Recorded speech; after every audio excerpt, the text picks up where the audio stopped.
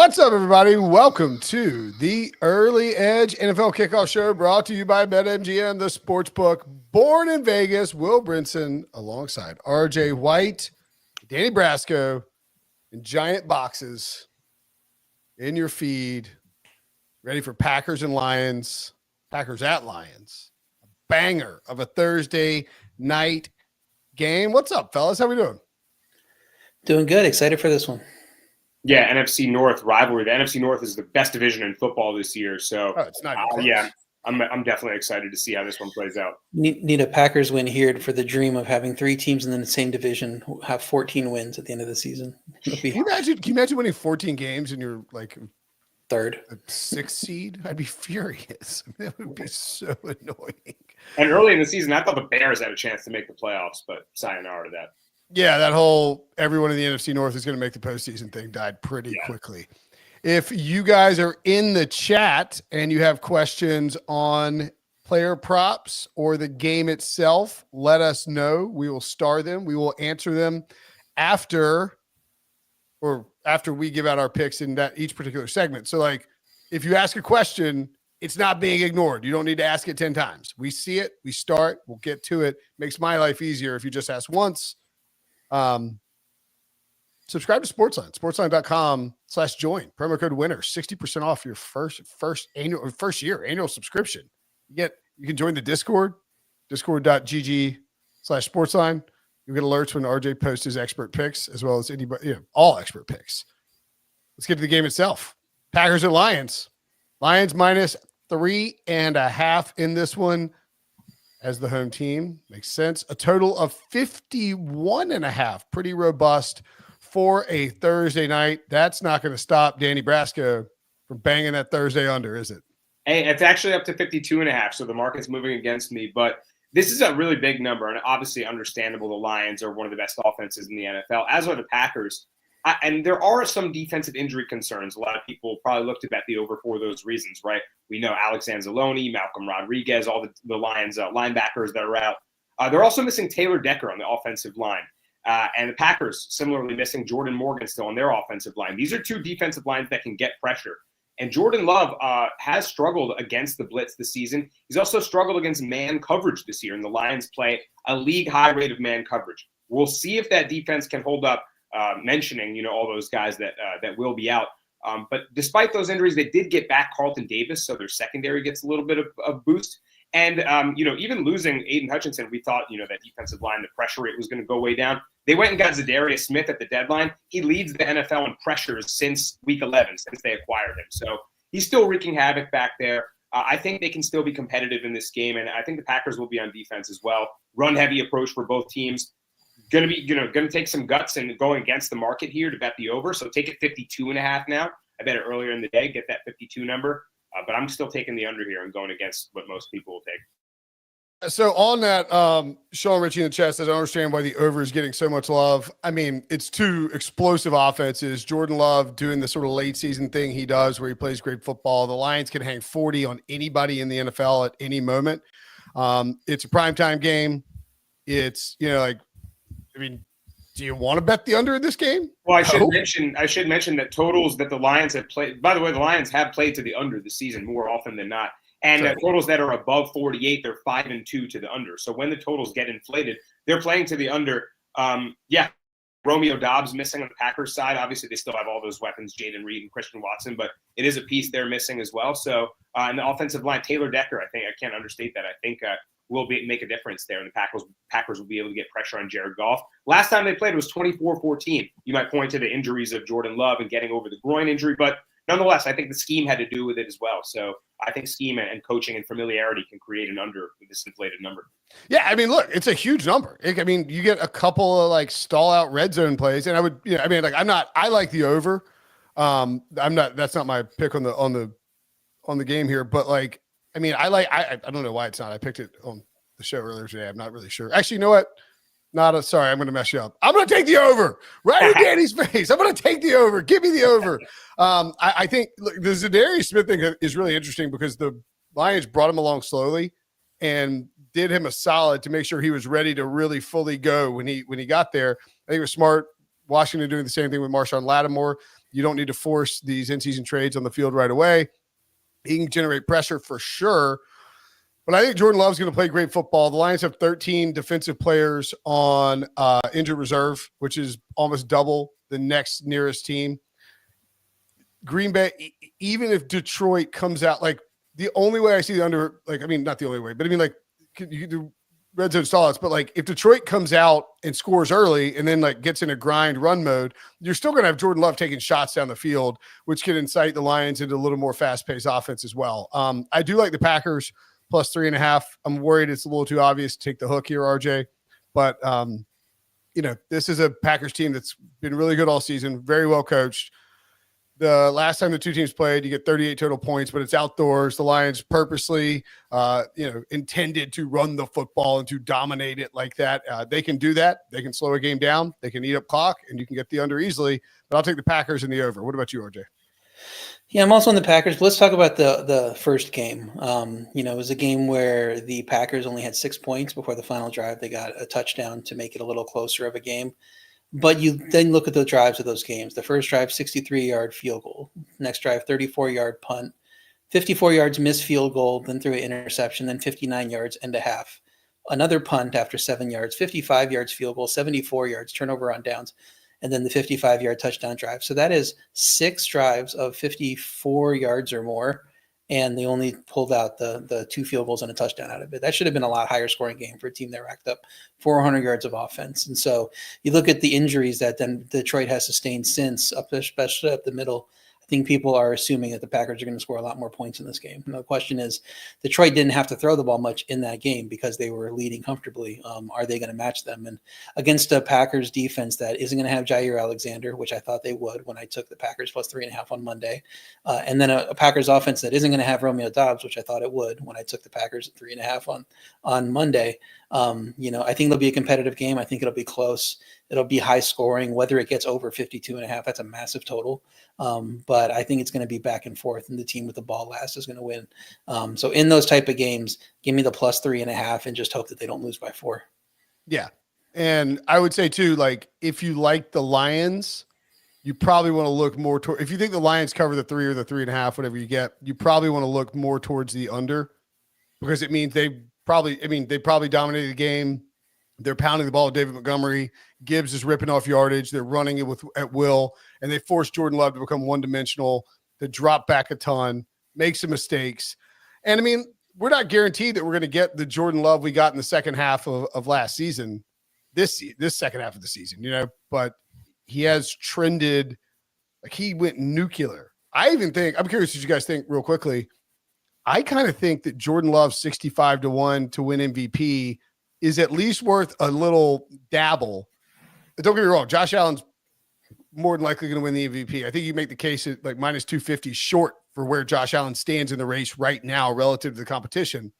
But we've seen over like 5 or 6 week stretches, somebody can surge and win these awards because there is some recency bias. And if Love went completely nuclear over the rest of the season, the Packers like somehow steal the division, and I don't know, it's not that crazy, right? Well, Josh Allen, I think we need to get hurt this week. So miss the first probably in the last few weeks of the season and not put up stats there. I mean, Love already has 11 interceptions. He opened the season with the interceptions, I think, in his first 9 games, 10 games, something like that. Has been better these last couple games, but they don't like to give it to quarterbacks that are throwing interceptions, and when he already has double-digit interceptions, we'd have to not throw an interception the rest of the year, even be in the mix. And then even then, I think they find somebody else to give it to. So I would love it. I bet Jordan Love before the season MVP. Thought coming off that strong second half, he was a great look. Just wasn't there in the first half to build that case enough to where I think he's going to be competitive down the stretch. And just to add on, like if you're going to bet it before this game, and then if the Lions win, you got a coaster. And if Jordan Love goes crazy, he's probably down in the 30-1 range, and at least like. I mean, I'm just saying, like, if you bet it before this game and he gets really, really hot down the stretch, I don't think he's going to win. I want to make that clear. But I do think there is maybe a little bit of value at 65-1. I think they give it to, I would never give it to a running back, but I think they give it to Saquon before they give it to him. Okay. Danny, any thoughts on that? Yeah. Well, thoughts on actually the spread I wanted to mention. I did like the Packers and teaser. I like what you guys are putting down about the Pack. I think they might get the Lions this time around, the second matchup. I like them. Brinson and I were talking about, RJ and I were talking about it in the Discord. Just even on the alt spread at plus 8.5, if you don't want to do the traditional 6-point teaser, if you don't think the 9 is relevant, which it usually isn't, you can just get them plus 8.5. And I put them together with the Seahawks in a division rivalry on Sunday, taking on the Cardinals there. It should be a good game. Seahawks getting their defense really shaped up. That secondary is playing well. So Pack plus 8.5, Seahawks plus 8.5. I feel like it was a good look as well. So yeah, I like them in a teaser. Yeah, RJ had mentioned the Seahawks as a possible teaser leg if you can find something else to do with it. If you're watching on X, join us on YouTube. YouTube chat is popping. We give you ask a question, we answer the question. You can even say something silly about my hair, or I showered today, or my striped shirts, whatever you want. Or make fun of Danny for taking an under. Let's look at the inactives. We have Jair Alexander. I mean, again, if you're looking at the over, that's not a bad one. Counterpoint, Romeo Dobbs, inactive, although the Packers run pretty deep at wide receiver, but I don't know that, Watson's always has a case of the dropsies, and Dontavian Wicks can be inconsistent. So you lose a little bit there for sure. Mm-hmm. And then Emmanuel Mosley out, Taylor Decker out for the Lions, and DJ Reader out, which is a pretty big deal, I think, for the. Yeah, the Lions aren't easy to run on. You can throw on them better, but kind of matters, right, RJ? They're easier with DJ Reader out. We saw it earlier in the season when he was hurt. So that's a massive loss for them, considering the linebacker injuries up the middle as well. Should be easier for the Packers to run up the middle. And you have to figure the Lions know that. So if you bring more support into the box, that's when you start getting one-on-ones, and Christian Watson can beat somebody deep as long as he catches the ball, and Jordan Love can have more room to work in the middle and long part of the field. So that matchup will be interesting. Carlton Davis is back. That was a key loss for them last week. So that's good. Emmanuel Mosley was thought he might be back. I don't think he's played at all this year, but you can see in the inactives he couldn't get ready in time. So that's with the depth that the Packers have at receiver, they might be able to get some matchup advantages there. They just got to catch the ball. Because Dontavian Wicks had those games where he is like 13 targets and 5 catches, and just is a drop machine. So we'll see if they lean more on the run like they've done against the 49ers in recent weeks, or they lean more against the pass like they did last week, which is going to be more fruitful for them based on these inactive list. I think probably the run. All right. Sorry, I was looking at Jeff Stenberg, Chad Stalwart's asking, Danny, can you cook me up you want a 1,000 to 1 parlay, 100 to 1 parlay? It got down to 40 degrees in Tampa, and I'm trying to buy a 6-person hot tub for the price of an old fashioned. You know what, Jeff? We'll try and whip up a parlay for you. Yeah, I think we got a few legs we can throw in there already. I'm liking. Yeah. Josh, 3 touchdowns, 3+ touchdowns. That's 1,000 to 1 parlay. I got 100. No, never mind. Ooh, actually, I have 100 to 1 parlay that I would bleep around with a little bit. Also, if you want to throw Packers in there, I'm just looking at a trend. Matt LaFleur is an underdog of 3 or more points, 14-3 against the spread. So he's done well as a dog in this situation. All right, let's look at our player props for the game. RJ, you've got a very sensible Jordan Love chucks the ball deep prop. Yeah, Love has hit longest completion over 39.5 yards in all but 2 games. One of those games was that 49ers game where he had just 17 attempts and they focused on running the ball. Don't think this is going to be as run heavy, considering the attempts number for him is like in the 30s, 32, 33, somewhere around there. So if he's throwing that much, I think the opportunity is going to be there against the Lions, who have allowed these plays 5 times, but if they're loading the box up, it might be a little bit easier to hit some of them. So with the Lions injuries up front, I can see them giving that extra support, like I said, and then a quarterback gets beat one-on-one by a guy like Watson, and then you just got to catch the ball, or even a Jaden Reed over the middle, and he snakes through guys to get 40+ yards on a long reception. All right, Danny, on I was actually going to put this in my parlay that I'm trying to whip up a parlay for Jeff to get that hot tub for. Yeah, I was maybe going to think of an alternate line for Jeff to throw in there for really trying to spice up the odds. But I like RJ's play, and I like this kind of for the same reason, right? The Lions play a league high rate man coverage, and Jordan Love loves to throw the deep shot, like RJ mentioned, Christian Watson, Jaden Reed. The Lions can get beat man-to-man, right? You're going to take those chances when you play that much coverage. And I think Josh Jacobs could be the beneficiary of that as well. We know all the linebackers that are out that are so good in coverage, like Malcolm Rodriguez and Alex Anzalone. that would be stopping Josh Jacobs. And of course, with DJ Reader out too, they're just going to pound him up the gut inside the tackles. But I think a lot of runs could create screen scenarios or little check down opportunities as well for Josh Jacobs, who is went over 40 plus receiving yards in 2 of the last 3 games. 7 out of 12 games this season, he's had 3 or more targets. So he's getting the volume most of the time, more than 50% of the time at least. And I believe that the Packers will actually have to get the ball out quick a few times with Zadarius Smith coming around the edge. That pressure rate is still going to be there. I know the lines are banged up, but Jack Campbell, Smith, these guys are still playing well. So I think the front's still going to play tough. And Josh Jacobs is going to have some opportunities in the pass game. This is a super low line. He hasn't, if he's not going to go over it, he's maybe going to put up 0 or 2 yards. But if he goes over it, he's gone over 50 plus on multiple occasions. So I even considered a ladder, but I'm just going to not get too greedy and play the normal line. I'm trying to get.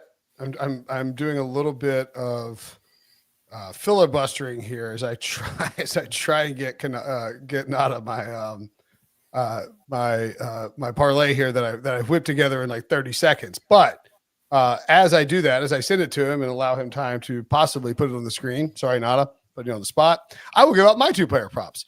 I'm going to take Jaden Reed over 4.5 receptions. Minus 135. It's kind of juicy, but I think, especially with Romeo Doubs out and just the way that they use Reed, like he might get some rushes too, but he is so explosive when you get the ball in his hands. I think they'll take some shots down the field to him. I think they will get him the ball near the line of scrimmage and sort of manufacture some touches. So I think 5 receptions, pretty doable for Jaden Reed, who could easily like flip this game on its head. Like you talk about a guy who's terrified, like the 2 guys in this game that are absolutely terrifying for the over, Jaden Reed and Jameson Williams. Like those guys at any moment can get the ball in their hands and be gone. So like I just think Matt LaFleur knows that. He's going to try and get the ball to Jaden Reed, and he is going to get him involved. And then Tim Patrick over receiving yards 24.5. Again, juicy. Like, I don't know. I didn't really have a choice. I think Patrick's obviously like the 5th or 6th wheel in this, in the way that the Lions operate. But by virtue of having Amon-Ra St. Brown, David Montgomery, Jahmyr Gibbs, Jameson Williams, and Sam Laporta out there, who doesn't get covered a lot? Tim Patrick. And Ben Johnson likes to dial stuff up for him. I don't think he'll get a ton of looks, but he gets open sort of in that deep to intermediate to deep areas. They like to hit him. He's gonna have one-on-one coverage if they have any more like 3 wide receivers or more out there, 3 pass catchers or more. And as a result, I think he goes over his number as well. Let's get to some prop questions in the chat. I'm playing a little bit of catch up. All right. Ramo asks thoughts on Amon-Ra 6.5 receptions and Reed 4.5 receptions. I love the Reed one. You never taught me off of Amon-Ra. I mean, like he's heavily involved. The one thing with St. Brown is that RJ, sometimes you see them. It's like it's going to be a Laporta game or a Jameson Williams game, and you can see some of the volume shifted elsewhere. Yeah, but with Alexander out, not just Alexander out, but Ballantyne out at cornerback as well. I think that you just give it to your playmakers, and in the pass game, that's got to be St. Brown. He hasn't really had a ton of receptions of late. I'm looking at his game logs now. Last 5 games, 5 receptions, 6, 11, 6, and 7. So it seems like if he fits in that 6 range, 5 range, then you're just missing it out by a little bit. That 11, you like to say, okay, it's going to be a competitive game, though, so that you're going to need to go to him a ton. That 11 was the Jaguars 52-6 game. So maybe if it's even closer to that big of a blowout, then you have a better chance with him. So I don't know. I think 6.5 is probably the right number for him. It would kind of lean on the juice where I would want to go on that, because I could see him get 10. I could see him get 4, just depending on how this way goes. Okay. Jordan Love anytime touchdown. Not mad at it. Spicy. I think he has like 1 on the season. Yeah. I mean, Josh Jacobs is so good down by the goal line, and they have guys that they can utilize, like a Jaden Reed on jet sweeps and quick hitters, that I'm a little hesitant. I personally wouldn't play it, but I mean, if it's at the 1 or like the half-yard line, do you turn around and give it to Jacobs to plunge in, or without DJ Reader and some of these defensive linemen in the middle, do you just jump over the top as Jordan Love? Because you probably have the advantage there with your offensive line. I think probably that's more safe than trying to give it to Jacobs and maybe fumbling a handoff or those type of things. So this might be a situation with the Lions injuries that you are getting a decent amount of value on it, depending on what you get. Yeah, it's 8-1 on MGM, which is higher than Bo Melton, Emmanuel Wilson, and both defenses plus Chris Brooks. So, I mean, in terms of value for anytime touchdown scorers, it's like Brock Wright's 10-1. I mean, look, I'm not going to tell you it's not going to happen because as soon as I do that, it will. But I mean, yeah, you need a certain set of circumstances to occur, such as Jordan Love over 2.5 rush attempts. If you like the Packers to win the game, then you throw the kneel downs at the end of the game in, and that's a good look. So he hasn't been running much of late, and I think a lot of it is somebody was asking about rush yards earlier in the Discord, and I looked into it. He had basically no rush yards in like 6 of his last 7 games, so wouldn't go that route. But that would, if you go this route, you at least get the kneel downs factored in too. So I like this one a little bit better. Yeah, you can also throw in, and the kneel downs is key. You can also throw in the idea that like it's not the season on the line for the Packers, but this is a big game. I mean, Jordan Love's, if he's got a chance to pick up some yardage, he's not going to hesitate and like dump off. He's probably going to take off and run, and he can certainly move. So don't hate that. Detroit team total under 27.5. You won't see me get in front of a Detroit team total under personally. They might have 20 in the first half. It's 28-7 at half, and you're like, oops. Hi from Scotland. Thoughts on my rushing picks in my parlay? Josh Jacobs 60+ yards. Gibbs, hi, by the way, Martin Brooks from Scotland. Jahmyr Gibbs 40+, and Montgomery 50+. Interesting. I mean, both teams could very well go run heavy tonight. I could see them both attack each other, war in the trenches there. So Gibbs, Sonic and Knuckles, Gibbs and Montgomery, it's not asking so much for that tandem to go for 90 combined yards there. And I think Jacobs gets his too. They're going to have to attack him. No DJ Reader. We talked about it plenty. They're going to go after him and see if that top 5 run defense can hold up without their guys. So I'm not mad at a rushing focused parlay there. Yeah. The one issue I might take with it is like, these aren't huge numbers, so they could definitely get there. But if like Jacobs is the highest number, that means that it's probably a script where the Packers are kind of in control and or leading in theory. And then that's a Jahmyr Gibbs rushing game. So like, I might want to have Gibbs a little bit higher and maybe even do rushing receiving. But I mean, I'm not going to complain about that parlay. It could easily get there. Yeah, I'm not. I think I agree with Jacobs and Gibbs over Montgomery potentially. And the Packers have stepped up. I see in the comments, their run defense, I believe, is 12th in DVOA all of a sudden. So they've been strong against the run as of late. All right. Sean Ritchie says, love for an interception. Hammer it. Like I say, he was on that big streak at the beginning of the year. Hasn't had it the last couple of weeks, but with no Romeo Doubs and with with Carlton Davis back, maybe you get one with the Lions. And again, we talk about a massive game for the Lions. Massive game for both teams, but huge game for the Packers, trying to keep pace with the Lions, want to stay in the division hunt, already down 1 game to them. Maybe you see Jordan Love force some stuff that's not necessarily there. And Carlton Banks back. So yeah, Love for an interception, that works. He's got 2 games in a row with no pick. Both games, extremely dominant wins by the Packers. They stomped Miami on Thanksgiving and then dominated San Francisco. So we only had 51 combined passing attempts in those games. So certainly possible. He only had 17 attempts against Chicago and still threw a pick. Gibbs over 20.5 receiving. Interesting.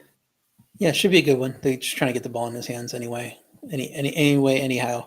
I was putting together a parlay too, talking about long shot parlays, and you throw Gibbs in there to score 3 touchdowns with Jacobs to score 3 touchdowns. And then you just need to fill it out with a little bit of first touchdown for one of them, last touchdown for the other one, and give Jacobs a bunch of 100-yard game. And you might get to your 1,001 you were looking for.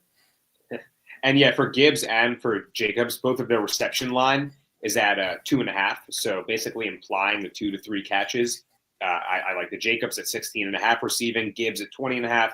You're basically asking yourself, can they get 2 catches, 3 catches perhaps, and go for 7-8 yards a catch? And I think the answer is yes for both of those. All right. Ian Lights Out says Love and Goff to both throw a pick is plus 340. Not terrible, especially when you factor in this note from Wu-Tang Forever. Buckets, the interception guru, is on golf interception. So I saw that on the morning show. Usually that's an auto tail. His record is absurd. So he flips a coin, he calls the QB, he cashes. This must be nice. Yeah, I don't plus 340 is not bad. You get there at half. Melton over 7.5 receiving yards. I'm okay with that. You know, we like if Wicks or Watson are out there screwing around and dropping balls and not playing well, you know, we've seen the Packers rotate in Bo Melton and Malik Heath and use them when Romeo Dobbs is out. Entirely possible he gets there. Yeah, they have the depth to test the Lions' cornerback issues, even though, like I said, Davis is back, Mosley isn't back. So maybe you go down to that depth and get a nice little Bo Melton catch. I don't know if Malik Heath is up or if he's on the practice squad. I think he's up. So he could be a factor too. I think he had a catch a few weeks ago. So, okay. Jordan Love to throw over 1.5 touchdown passes at -135. I like that mainly because if you can get -135, it's a much better price than it is in other places. I looked at it for a prop and it was like -155 on maybe DraftKings. I can't remember, but -135, not terrible juice for that. And especially very good parlay piece too. Yeah, it depends on where the touchdowns come from and on the field. Because once they get in, you know, on goal-to-goal situations, I think they're just going to be pounding it against that defensive line and trying to score with Jacobs in the run game, maybe trying to get Jaden Reed a look on an end around and do something that way. So do they get him from deep? You know, Christian Watson's not going to have to not drop the ball for that to happen. So I think you're going to need a long one. All right. Gippers, I don't think he's asking. I think he's telling us. Back to the well. Both teams 33+ yard field goal plus 115 hit my last 4 of these. Wow. Hail this man. It's a cash machine. That prop, sneaky good, especially in prime time. Yeah, red zone drives, you know, stall out. You get stopped in a 20 right there, and boom, 37-yarder. You're halfway there. So you got optimal kicking conditions. The one concern, RJ, probably Dan Campbell going for it on 4th, right? Yeah, and it's you see the total in this game. These teams know they need touchdowns, and field goals aren't going to win it. So early in the game, you got to even the Packers should be going for it, you know, and not relying on field goals. Where it comes in key is if it is a close game and then you drive down late, you kick that field goal because you know you need just the 3 points. Then you know one team that isn't over could get over in that situation. But I was looking at kicking props earlier. And they did not look good for the kickers. You know, I think under 1.5 was juiced pretty highly. So they're just not expecting a lot of field goals in this game. Okie dokie. Detroit defensive touchdown anytime plus 650. wow. I mean, you get special teams involved too. They definitely scored that way this year plenty. I don't know, man. It feels like it's just pretty short for something that doesn't happen a ton. Yeah. I mean, just have the special teams there makes you feel decent about it, right? Detroit can do anything with their explosive ability, but yeah, I agree. I want like plus 1,000 on that. And Jordan Love doesn't the type to throw dumb pick sixes that often. You know, it has happened this season. And then you're running out of playmakers to score these touchdowns for Detroit, right? Because you have Anzalone and Malcolm Rodriguez and all these guys getting hurt, and so it's like who's going to get the touchdown? I don't disagree with that at all. All right, Jamison Williams anytime touchdown. I like that one. You won't ever talk me off a J-Mo touchdown. Dude can score. I've said it before. Dude can score from anywhere, and I think on the J-Mo thing too. The issue is like you have to be kind of quick with this if you're going to do it live, but you can kind of tell if they're scheming up a JMO game early on. And that means, you know, if it's a JMO, it's typically so far this season has been, if it's a JMO game, it's not a Sam Laporta game. And if they're going to JMO early, they're probably going to go to JMO often. It means they see something they like against the defense. They saw something in preparation and film work that led them to believe JMO can really hit in a spot. It's indoors. It's a great spot for him. Yeah, I mean, like I love JMO anytime touchdowns, anytime. Couple Christian Watson questions.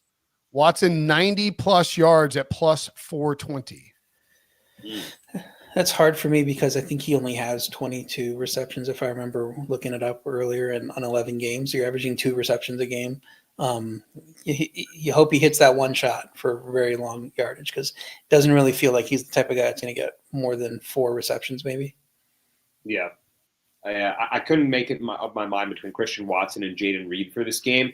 And I wanted to get on the Jaden Reed train early. I saw his line opened up around 48.5 receiving yards. He's sort of been scripted out slightly, or just a little less active in these previous games. A blowout win over the Niners, and in their win over the Dolphins as well. Didn't put up a big number, but so getting him at a discount. But all of a sudden, he's up to 62.5 receiving yards. So just on principle, I felt like I was late to the party and I didn't bet him. But it kind of feels like that Cortland Sutton line that I bet that climbed 10 yards and then cashed anyway by 20-plus yards. Can the book set it high enough? So I think I'm higher on Jaden Reed than anybody, but I feel like I'm late. I still think he goes over, though. Watson's got – oh, sorry, Archie, go ahead. No, yeah, his high is 4 receptions in on the season. So you really need a massive play here. He has hit massive plays, but then he gets to 67, 68 yards, those type of things. He got to 150 against the Bears, and so that's like the one game on 4 catches where he had that massive breakout. So I think you kind of need 2 big plays to make it happen. Yeah, 1 of 2 games. The only game where he's had more than or 4 targets or more that he caught all of his passes. And so like, that's just, it's the like, what was it? Thanksgiving, he dropped one where you're like, oh my God. Or is it the San Francisco game? There's one where he Love threw this incredible pass down the field, hit him in the numbers. He just dropped it. I mean, he can get there on 2 plays. So if you're going to do Watson over like a certain number of yards, maybe even consider like Watson, like parlay with the under receptions, because he's going to get there on like 1 or 2 more than likely. And then this one too on Watson, over 23.5 yards, longest reception. I think I might like that a little bit more than I like the yards because you're plus 420, but like he's going to have to catch a couple of balls, and we just don't know if he's going to do that. Yeah, he's hit this 4 times this year. So, that's kind of the MO with him. If you're going to get to 60 yards, you're going to need one of these type of catches. And I'm more confident of him getting one of these catches than getting to 60 yards, because that might be his only catch, or he might get 2 for 40, So I would go with that one if you're going to look to play a Watson over. Yeah, this from Fluffhead. Shout out Fish. MSG 2024. Ring of the New Year, baby. Fluffhead 123 says Watson over 60 yards and under 3.5 receptions at 7-1. See, I like that. Because, I mean, again, he's caught 4 passes all year. If he burns you with 4 passes and 90 yards, you shrug your shoulders and move on. But, over 60 and he just catches 3 balls or, like, doesn't catch more than 3 passes, that to me it's not a likely outcome. But if this is a shootout or the Packers are trailing and having to chunk the ball a bunch, that's not a terrible look at all, I think. It's funny we're talking about him like this when he had 3 catches for 37 yards in the first game. Now there was that Right. we didn't mention earlier that was weather affected too. So that was a little bit more of a sloppy game. He had three catches on 7 targets. Not his best game. But if Detroit can figure out that magic again, it's going to be hard for him to hit any overs really. St. Brown, would you go over receptions or yards? 6.5 receptions or 70.5 yards. Yeah, I think 6.5, like RJ mentioned before, I agree. It's right there. It's the right line there. So maybe lean yards. But I think if you think this game is going to be competitive, then St. Brown should have 5 to 6 catches. So I think maybe you're looking for chunk plays rather than volume. Yeah, I like the yards. I think they can scheme him open once for a big play, and he could get there on 6 catches. Yeah, for sure. I mean, 6. Yeah, I mean, 5 for 73 against Chicago. 11 for 161 in that Jacksonville beatdown. My goodness. Yeah. I mean, I think both are pretty on par with where he should be. Debating sprinkling on Kraft and Laporta TDs. I already have Kraft and Laporta TD parlay in my portfolio. And I also have Kraft and Laporta 2 TDs each in my portfolio parlayed. I think Detroit has given up 1 touchdown to a tight end all year, and Green Bay has given up 2. I want to say they're pretty good. I wanted to hear. Well, then you got the injuries too. So I mean, if the linebackers out for Detroit, maybe it's easier to work over the middle.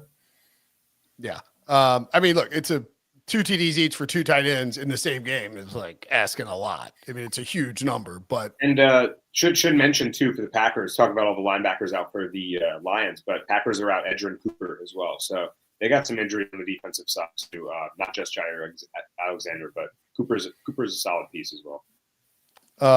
Josh Jacobs over 93 rush and receiving yards. What do y'all think? I think a lot of the site experts like that one. It was either mentioned a lot on different shows or put up on the site. So I think that's a strong one from the site in general. Okay, last one for sure. He's got to get 20 plus touches tonight. Yeah. Last one. Just got to cut it off because we got to move on. Jordan Love over 33.5 pass attempts from Carlos. That's one that I would wait and bet live because I want to see how soft the rush defense is, and see how well Jacobs is performing. And then if it looks like it could be a Jacobs game, then maybe you only get 25, 28 from Love because Jacobs is just running all over this team. If it's struggling early on, or if Detroit takes a quick lead, then you want to bang that Love over because even if it goes up to 35, 36, it's going to be probably a 40 attempt game at that point. Yeah, you can look back at that loss to Detroit where Detroit ran in Green Bay, where Detroit ran the ball so well with David Montgomery. It was very clear what their plan was, dominating the trenches, ran the ball effectively, and Love gets to 39 pass attempts. So it's like if Detroit jumps out to a lead, live bet the over on Love pass attempts, or if Detroit's kind of stonewalling Jacobs in the run game on that first drive, maybe live bet it then, even as RJ points out, if it jumps up. Okay, Jeff Stenberg needs a hot tub. Let's get him a hot tub.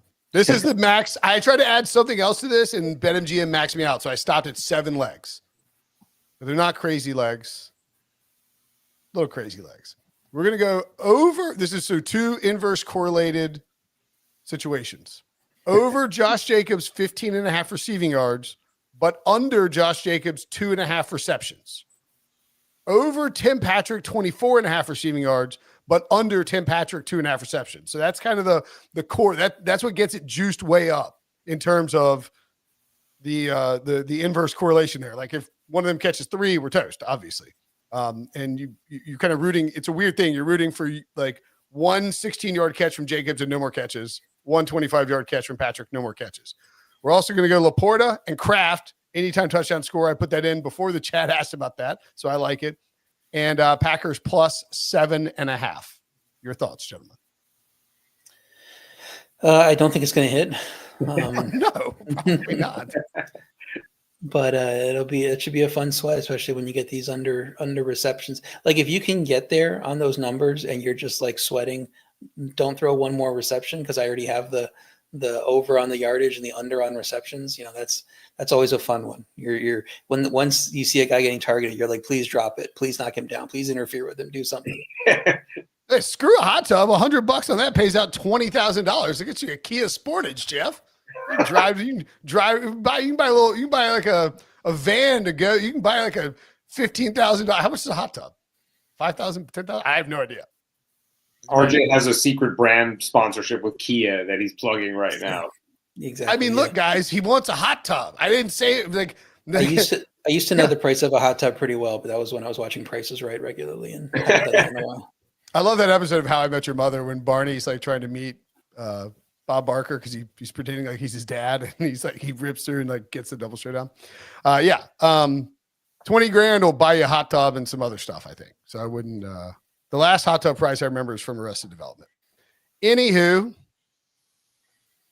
we've all had our first touchdown bet call back before, and BetMGM is giving you a second chance with BetMGM's Pro Football Second Chance. Place any first touchdown score bet. If your player doesn't score first but scores second, get your entire stake back in cash. No opt-in required. Here's how it works. Place a pregame straight first touchdown score bet in any NFL game. If your player scores the first touchdown of the game, win your wager is normal. If your player scores the second touchdown of the game, you'll get your stake back in cash. It's that simple. Log into BetMGM for more details. Let's get to our first touchdown scores.